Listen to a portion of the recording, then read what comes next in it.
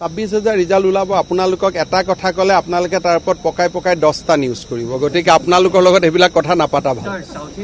কাৰণ আপোনালোকৰ কামেই হৈছে যে কেনেকে নিযুক্তিটো নোহোৱা কৰিব পাৰি আৰে নহয় প্ৰথমবাৰ মই দেখিলো যে অসমৰ সাংবাদিকে অসমীয়া লৰাই চাকৰি পালে বেয়া পায় এইবাৰ জাৰ্নেলিষ্ট বিলাকক মানুহে বহুত বেয়া পাইছে আৰু আপোনালোকক ইমান বুঢ়াঙুলি দেখুৱালে লৰাই ঢোল ডগৰ পিন্ধি এপইণ্টমেণ্ট ল'ব গ'ল কোনেও নকলে যে মই পইচা দি চাকৰি পাইছো আপোনালোকক কিমান নিবনুৱা ডেকা লৰাই বেয়া পাইছে আপোনালোকে হিচাপ নিজেও পোৱা নাই অসমীয়া লৰা 26,000ৰ ঘৰত খুব ধুনীয়াকৈ চাকৰি পাব ধুনীয়াকৈ বিনা পইচাত একোটা পৰিয়াল গঢ়ি লৈ উঠিব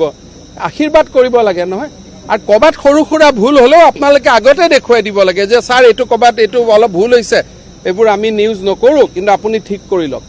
খালি এনেকুৱা কাম কৰিব নালাগে যে যাতে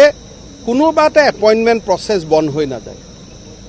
কাৰণ আজি যদি এপইণ্টমেণ্ট প্ৰসেসটো এনেকুৱা মিছা কথা লিখাৰ কাৰণে বন্ধ কৰি দিয়ে গভৰ্ণমেণ্টেও কি আছে এটা সময়ত ক'ব ঠিক আছে বেয়া হৈছে যদি বন্ধ কৰি দিছো কিমান মানুহৰ অভিশাপ লাগিব আমাৰ গাত কওকচোন